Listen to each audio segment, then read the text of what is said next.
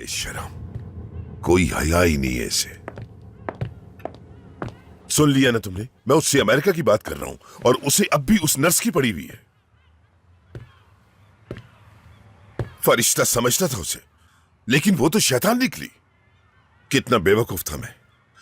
एक तरफ तो मेरे भतीजे को नुकसान पहुंचा रही थी और दूसरी तरफ मेरे बेटे को ही डोरे डालकर उसे काबू कर लिया। मैं भी आगा कराचाई हूं, कुछ भी कर सकता हूं। हाँ, आप कुछ भी कर सकते हैं, जानती हूं। क्या तुम मेरा मजाक उड़ा रही हो? समझ में आ गया आपको? हाँ, क्योंकि मैं चाहती हूँ कि मेरे शौहर के सामने सच्चाई आ जाए और कुछ नहीं, और हमेशा से यही चाहा है। जान को अमेरिका भेजने का फैसला उसके लिए बिल्कुल ठीक है। इस तरह से जान भी बच जाएगा और नदीम भी बच जाएगा, लेकिन फिर भी उस लड़की को अकल नहीं आएगी। तो हम क्या करें शहनाज? उस पागल लड़की से बचने के लिए हम सबको अमेरिका जाना पड़ेगा। जानती हूँ कि उसके एक हाथ में जान है और दूसरे हाथ में नदीम है, लेकिन उसका असल मसला ये दोनों नहीं है। उसका मसला उसकी बहन है। जल रही है वो अपनी बहन से, क्योंकि उसकी बहन इस घर की बहू जो बन गई है, जबकि उसके हाथ में कुछ नहीं आया। क्योंकि नदीम के लिए आपकी पहली पसंद वो थी, लेकिन उसकी बहन ने उसका खेल बर्बाद कर दिया और नदीम का इस्तेमाल किया। इस तरह से एक बहन तो कामयाब हो गई, लेकिन दूसरी नाकाम रह गई। इसलिए हमारे बेटे के पीछे पड़ गई वो। किरण और जेमरे में सिर्फ ये फर्क है कि जेमरे उससे ज्यादा होशियार है, क्योंकि वो छोटे फायदों के बजाय बड़े फायदों का सोचती है। मैं सब कुछ मान सकता हूँ, लेकिन ये मगर नहीं कहेंगे कि वो पैसों के पीछे हो सकती है, क्योंकि वो इतनी चालाक है कि उसने आपको भी बेवकूफ बनाया हुआ है।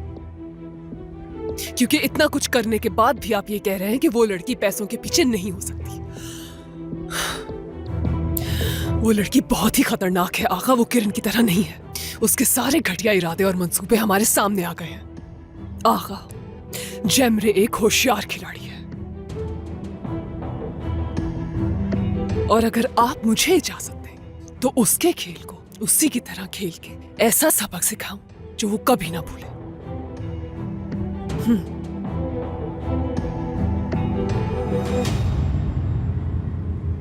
जो हो गया सो हो गया। सबका नुकसान हुआ है जेमरे। वक्त ने ऐसी करवट ली है कि मैं चाहकर भी अपनी बेटियों के सर पर हाथ नहीं रख सकती। मजबूर हूं। मगर अब तुम दोनों को मेरी खातिर, मेरी तरबियत, मेरी कुर्बानियों की खातिर इस जंग को अभी के अभी यही खत्म कर दो। जो कुछ भी तुम दोनों के दरमियान तलखियां हालात ने पैदा की हैं, उन्हें यूं खत्म कर दो जैसे कभी थी ही नहीं। हम में से कोई भी सुकून में नहीं है, और घर में सुकून की खातिर सब भुलाना होगा। इसीलिए तो मैं आपके कहने पर आपके साथ यहाँ चली आई अम्मी, जबकि मेरी बहन ने बहुत बुरा सलूक किया मेरे साथ। इसके बावजूद भी मैं इसके सामने खड़ी हूँ। छोटी बहन के नाते मैं हाथ बढ़ाने में पहल कर रही हूँ।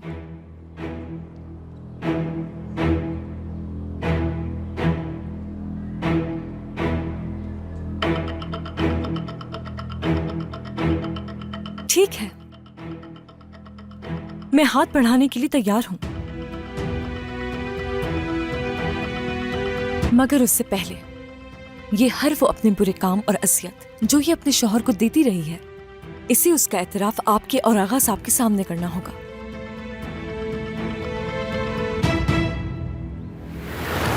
क्या आप उसके पास जाकर गिरफ्तारी के वारंट के बारे में बताना चाहती हैं? लेकिन आप फैसला नहीं कर पा रही, क्योंकि आप मेरी वजह से खौफजदा हैं कि मैं किसी को बता न दूं। किरण बेटा, ले चलिए मुझे उसके पास।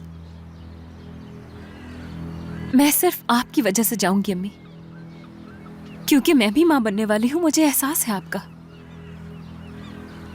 मैं साथ चलूंगी मैं।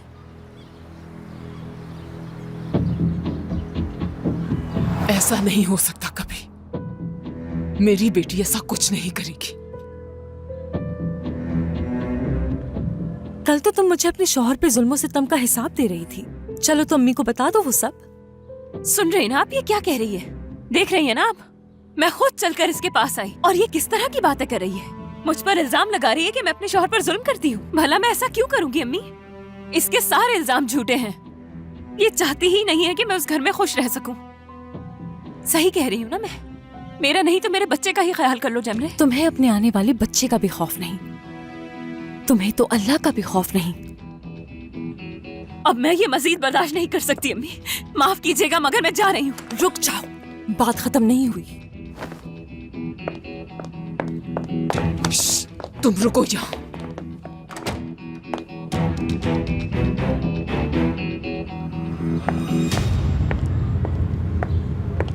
मैंने तो अपना काम कर दिया, अब आपकी बारी है शहनाज मैडम।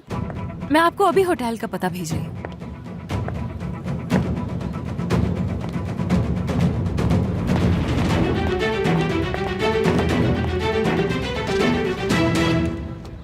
मुझे मंसूब ना करें उससे।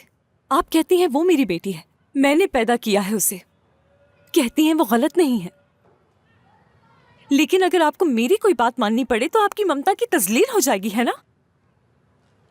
लेकिन आपकी ममता की तजलील तब नहीं हुई जब आपने अपनी बेटी के लिए सारे दरवाजे बंद कर दिए थे। आपकी ममता का एहसास तब नहीं जागा था जब आपने मुझे छोड़ दिया था। मगर आपकी ममता नाकाम होगी जिस दिन आपको ये पता चलेगा आप गलत बेटी का साथ दे रही थी।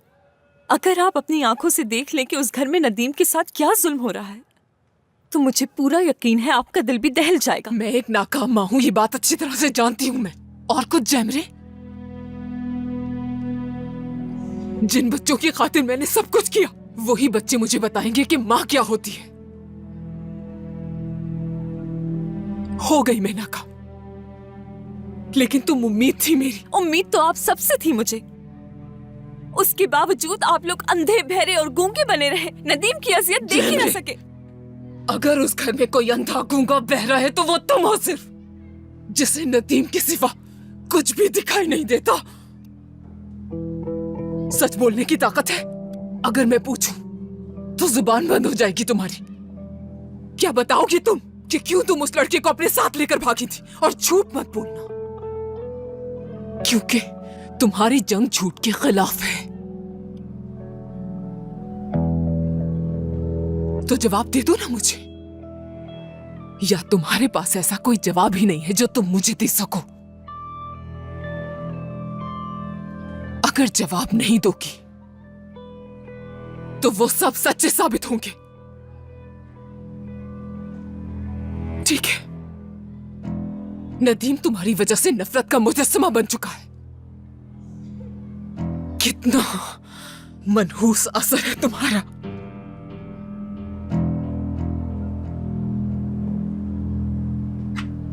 देखो जैमरे, आगा साहब तुम्हें दोबारा अरेस्ट करवा सकते हैं, और अगर तुम ऐसा नहीं चाहती तो खुदा रहा हर उस शख्स से दूर रहो जो उस घर में रहता है। इसी में भलाई है सबकी, क्योंकि इसी डील की वजह से जैमरे आज यहां हूं।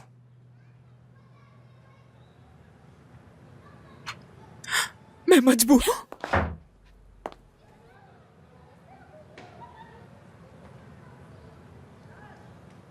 आपकी बेटी बाहर इंतजार कर रही है आपका।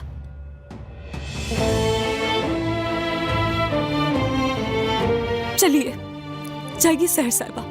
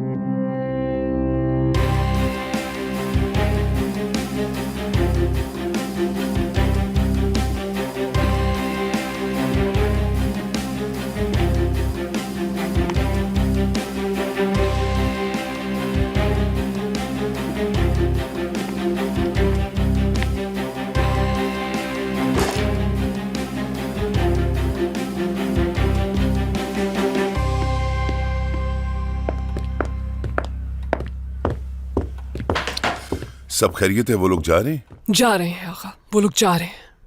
देखो शहनाज, इजाजत दी है मैंने तुम्हें, वो इसलिए कि वादा किया है तुमने मुझसे। उन्हें ऐसा कुछ नहीं करना चाहिए जिससे कराची खानदान का नाम बदनाम हो। क्या वो इस काम को सही तरीके से कर देंगे? क्योंकि एक जवान लड़की का मामला है। हालांकि उस लड़की ने हमें पागल बनाया है, हमें मजबूर किया है ये करने पर। उन्हें सब कुछ ठीक से बता दिया है ना कि कोई गड़बड़ नहीं होनी चाहिए। मैंने उन्हें बता दिया है आका, बता दिया है। जैमरा के साथ क्या करने वाले हैं? तुमसे मतलब?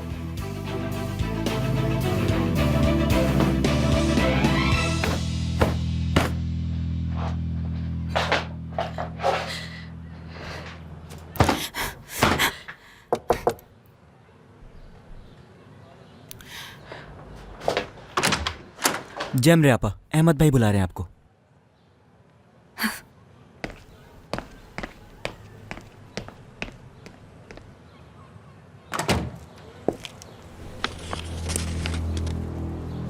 आगा साहब काम के बहुत पैसे दे रहे हैं। बेफिक्र रहो, अब से वो इस होटल में गाना नहीं गाएगी, जबान दी मैंने तुम्हें। शुक्रिया।